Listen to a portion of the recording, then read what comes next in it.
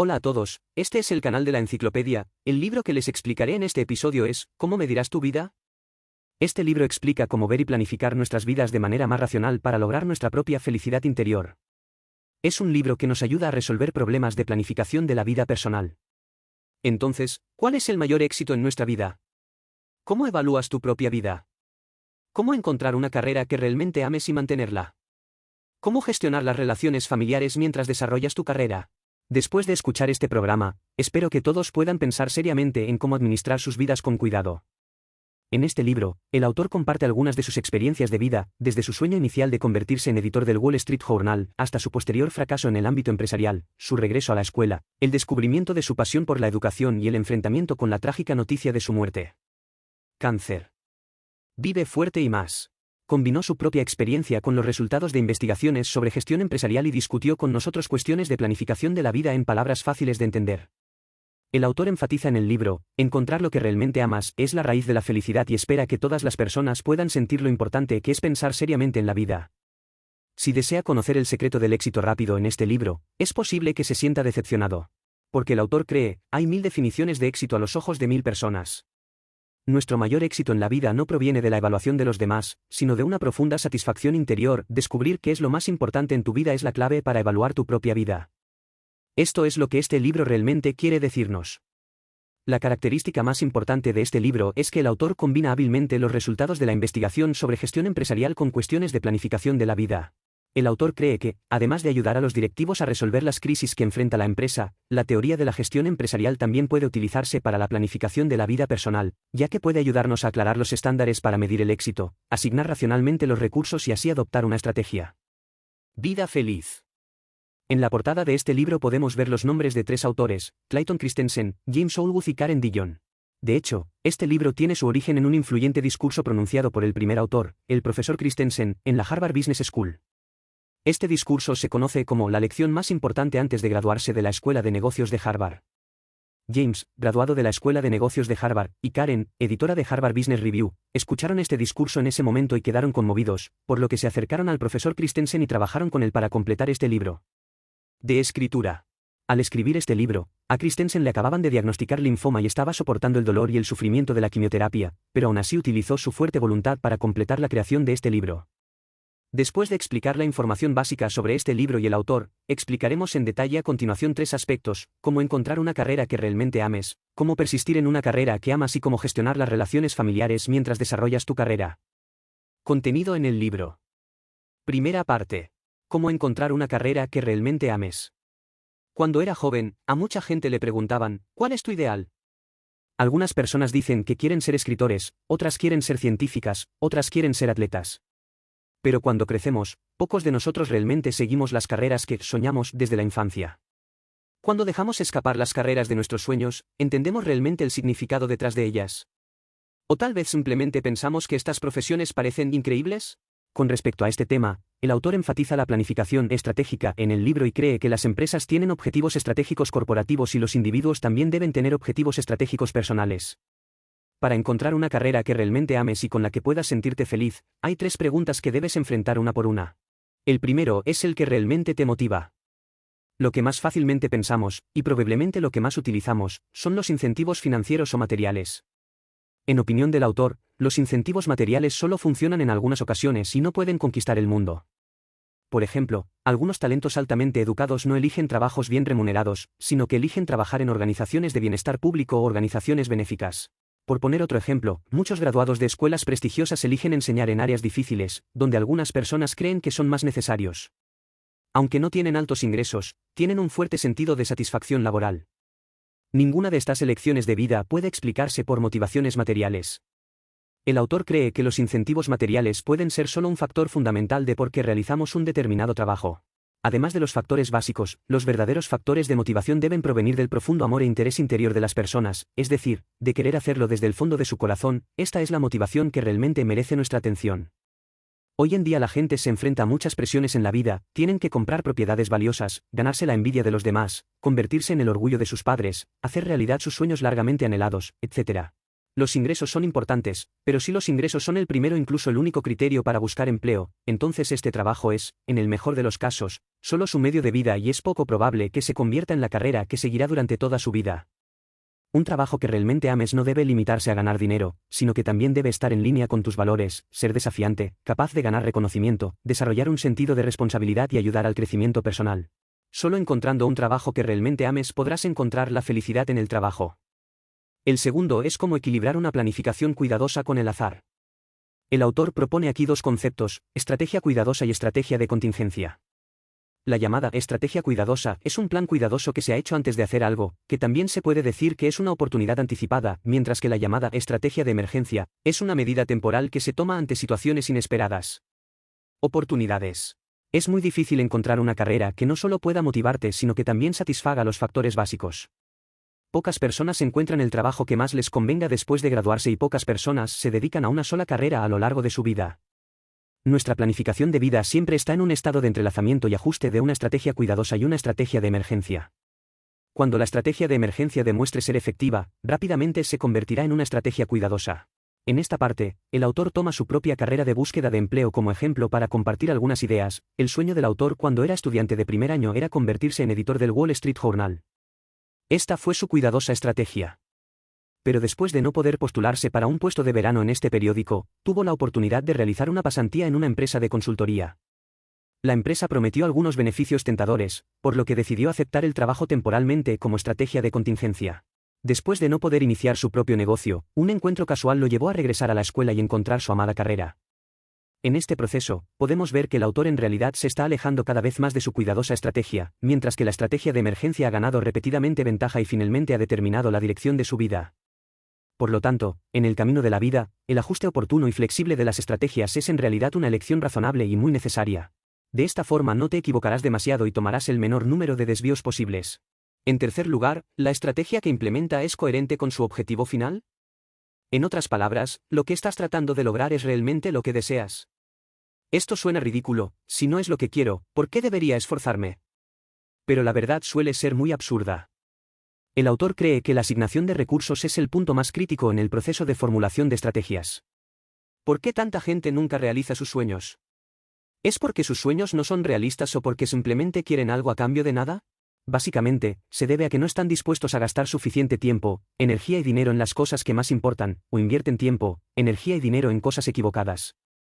Si una persona dedica todo su tiempo y energía a su carrera, y aunque tiene éxito en su carrera, su esposa se divorcia de él y sus hijos no son cercanos a él, esta asignación de recursos es obviamente irrazonable.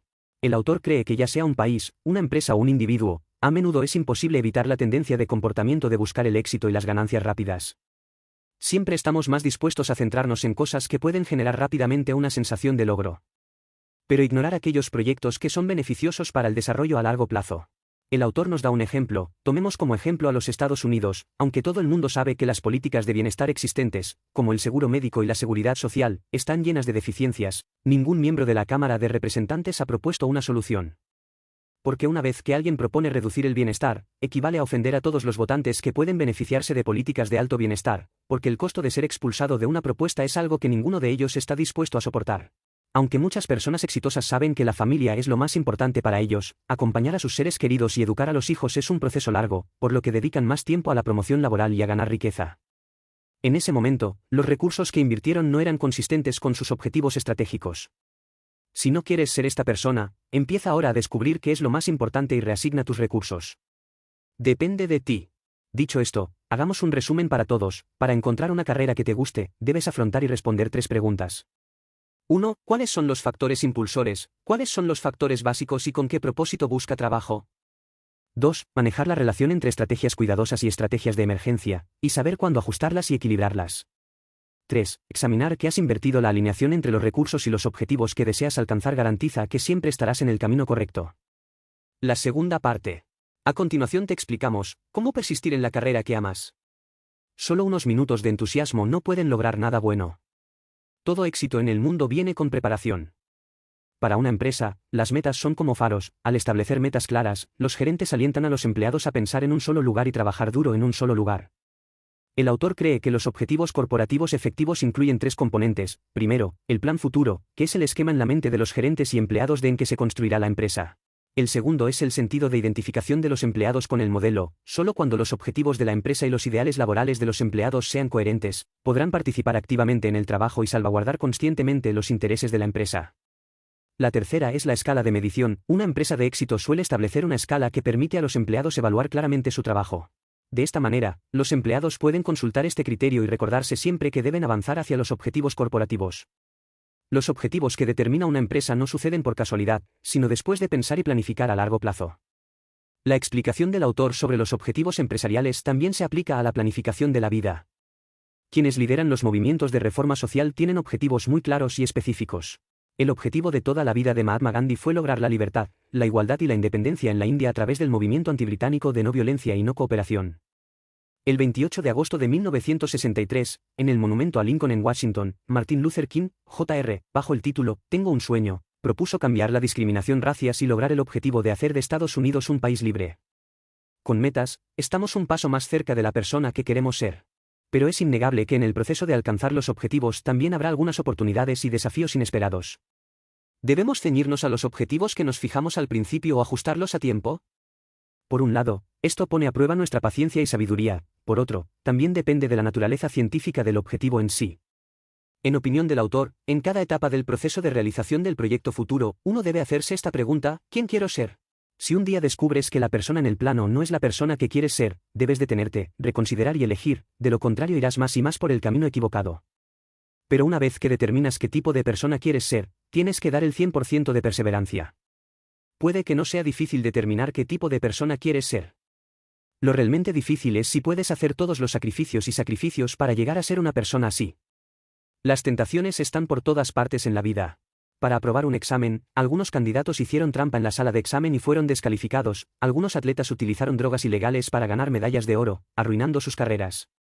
La razón por la que algunas personas están dispuestas a dar un paso desesperado, nada más que facilitar el éxito, el coste de cometer un solo error siempre parece muy bajo. Aquí, el autor nos introduce en el concepto de costo marginal. En términos sencillos, el costo de todo es muy alto al principio, pero a medida que aumenta la cantidad y el proceso se alarga, el costo será cada vez menor.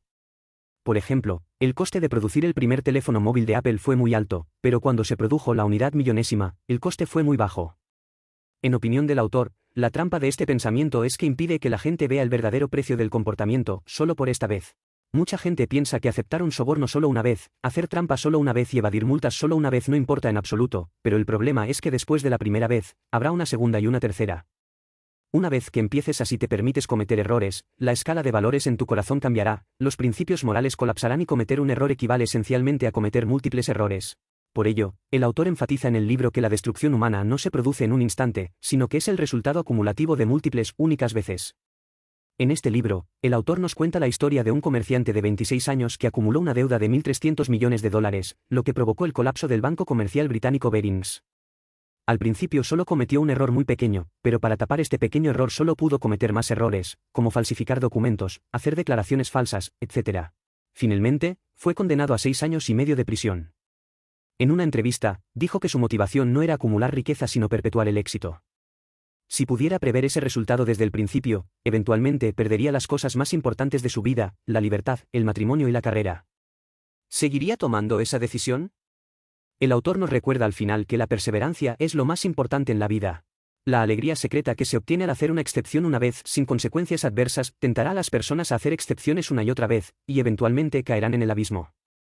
Por tanto, la mejor manera de resistir la tentación es no dar nunca el primer paso más peligroso. Si puedes ceñirte al resultado final 99 de cada 100 veces, parece que tiene muchos principios, pero el resultado no es diferente de aquellos sin principios, porque 100 menos 1 es igual a 0, y la ley no cambiará solo porque una persona simplemente violé la ley una vez y decidí perdonarlo. Aunque adherirse a los principios nos ahorrará algunas pequeñas ventajas, enriquecerá nuestra herencia espiritual, ganaremos el respeto de más personas y tendremos un estatus más alto. ¿No vale la pena?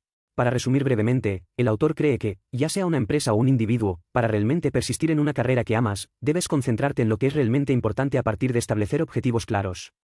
Pero también cree que nuestra actitud hacia las metas no debe ser demasiado rígida y obstinada. Ante oportunidades y peligros inesperados, debemos aprender a ajustar nuestras metas iniciales de manera oportuna.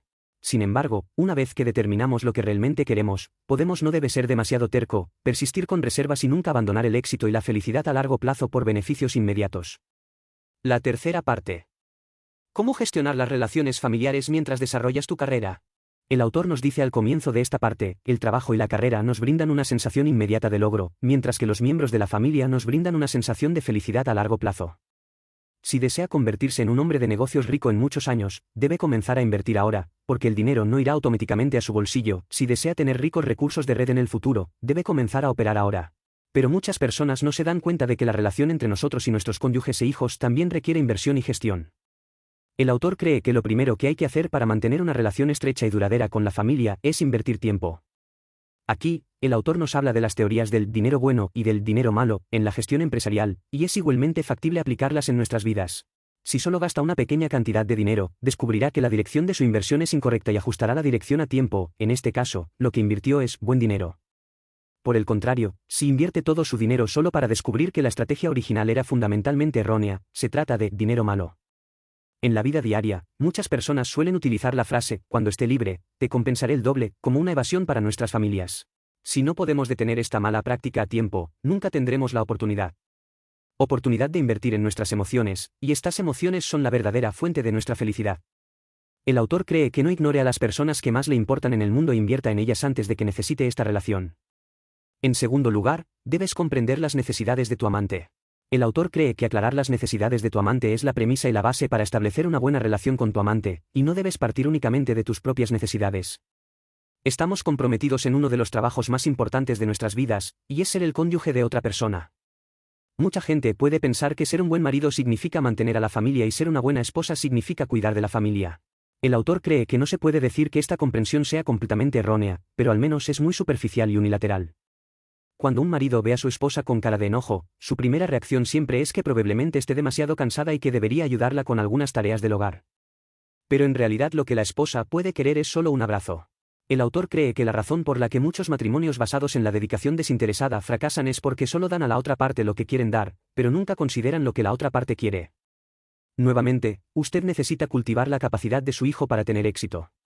El autor cree en el libro, Dell fue alguna vez uno de los fabricantes de portátiles más exitosos del mundo, pero luego perdió su competitividad central debido a la frecuente subcontratación.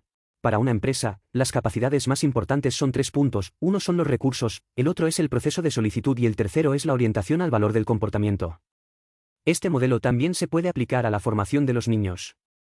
El autor cree que para los niños, los recursos se refieren al conocimiento y la experiencia que adquieren de otros lugares, y los procesos de aplicación se refieren a su forma de pensar. Forman sus propias maneras de ver las cosas y afrontar los problemas escuchando a los profesores en clase y observando cómo sus padres, profesores y compañeros resuelven los problemas. ¿Cuál es la diferencia entre los dos? Por ejemplo, el conocimiento que un niño recibe en clase es su recurso, pero si usa este conocimiento para inventar un objeto pequeño, esta es la capacidad de aplicar procesos. Por poner otro ejemplo, un niño recuerda las enseñanzas de sus padres sobre el respeto y el cuidado de los ancianos y los niños, por lo que cuando ve al anciano caer, toma la iniciativa de ayudarlo a levantarse. Este es el proceso de convertir recursos en capacidades de proceso de aplicación. La orientación de valores se refiere a la tendencia de elección de un niño, es decir, su motivación para hacer algo. En la mente de todos hay consideraciones sobre lo que se debe hacer y lo que no se debe hacer, y esta consideración implica una orientación de valores personales. Por ejemplo, para 2 niños de la misma edad, uno siente que sacar buenas notas es lo más feliz, mientras que el otro siente que salir a dibujar con amigos es lo más feliz. Definitivamente habrá inconsistencias en cómo distribuyes tu tiempo libre.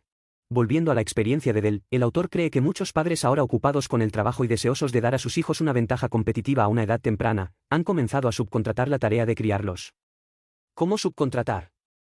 Envían a sus hijos a diversas clases de tutoría extracurriculares y campamentos de verano, como danza, música y piano. Aunque esto reduce la carga para los padres, a los niños puede no gustarles y les resulta difícil invertir en ello. Como resultado, muchos se desperdician mucho tiempo y recursos. Estos padres cometieron el mismo error que Dell, se centraron en los recursos que obtuvieron sus hijos pero descuidaron cultivar su capacidad para aplicar procesos, lo cual es muy importante para su éxito futuro. Entonces, ¿qué deberían hacer los padres para ayudar a sus hijos a adquirir la capacidad de triunfar? En otras palabras, ¿cómo deberían cultivar las 3 habilidades de sus hijos, recursos, procesos de aplicación y orientación de valores? El autor ofrece aquí 3 sugerencias. En primer lugar, las palabras y los hechos de cada padre son modelos a imitar por sus hijos. Los padres siempre deben prestar atención a sus propias palabras y comportamientos. En la mayoría de las familias, los comportamientos y elecciones de los padres dejan una profunda huella en sus hijos, formando gradualmente su visión de la vida, su visión del mundo y sus valores. Si los padres enseñan a sus hijos a respetar a sus padres pero ignoran a sus propios padres, esa educación no tiene sentido. En segundo lugar, cuando un niño encuentra dificultades, los padres deben alentarlo a resolver el problema por sí solo en lugar de resolverlo por él. Preocupados por amar a sus hijos, los padres les proporcionan diversos métodos ya preparados o incluso los completan en nombre de sus hijos. Con el tiempo, la capacidad de los niños para aplicar los procesos se desvanecerá o incluso se perderá. En tercer lugar, lo que los padres deben hacer no es obligar a sus hijos a aprender ciertos conocimientos, sino ayudarlos a encontrar algo que realmente amen. Todo el mundo está más dispuesto a centrarse en las cosas que le interesan.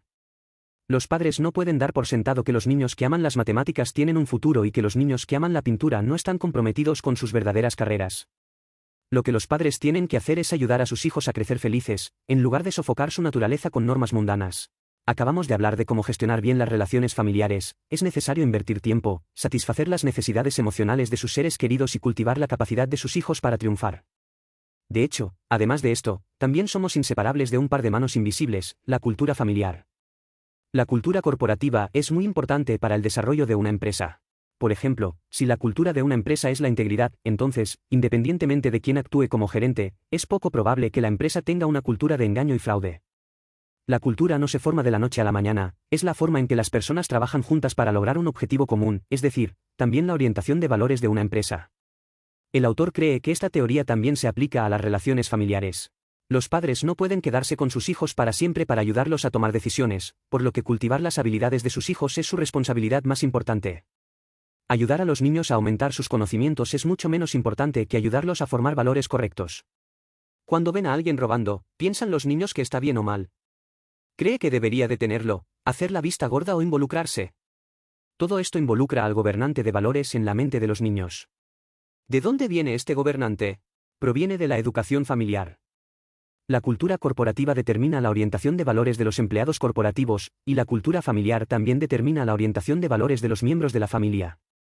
Una vez que se forma una cultura familiar específica, los niños ya no necesitan pedir consejo a sus padres antes de hacer todo, porque saben lo que sus padres quieren que hagan y cómo hacerlo está en consonancia con la cultura familiar.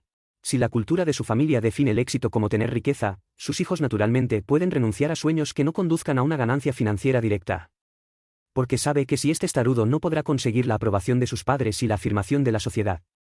La cultura es un proceso de penetración y una vez que se forma es difícil de cambiar, por lo que los padres no deben subestimarla. La cultura familiar afectará la vida de sus hijos.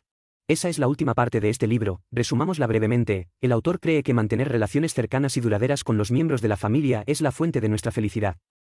Para que esta fuente fluya para siempre, primero hay que invertir tiempo, segundo hay que comprender las necesidades de sus seres queridos, tercero hay que cultivar las 3 habilidades de recursos, proceso de solicitud y orientación de valores de sus hijos, y finalmente hay que trabajar.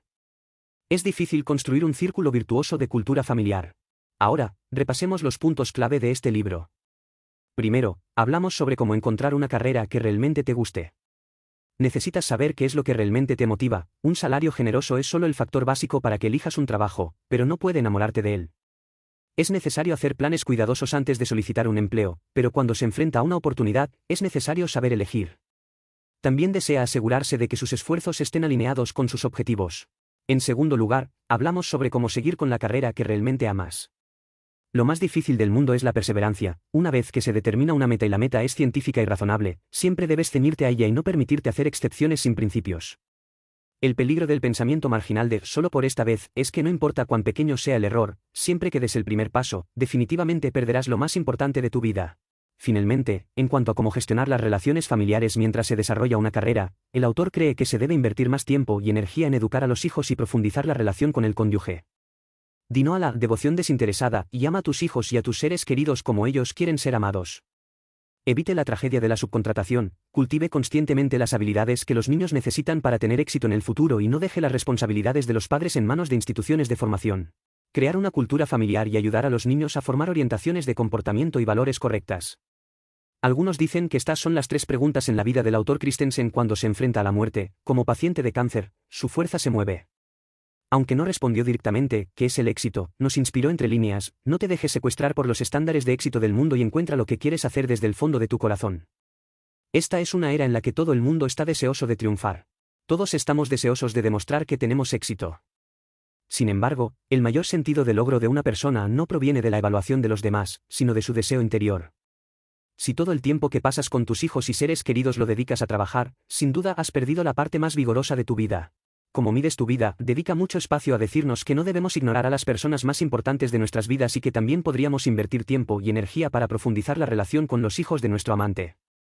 La razón por la que el autor aplica su análisis y conclusiones sobre el éxito y el fracaso de las empresas al éxito y la felicidad personales es porque, al igual que las empresas, el éxito y la felicidad de cada uno de nosotros no están destinados, sino que provienen de nuestras propias elecciones.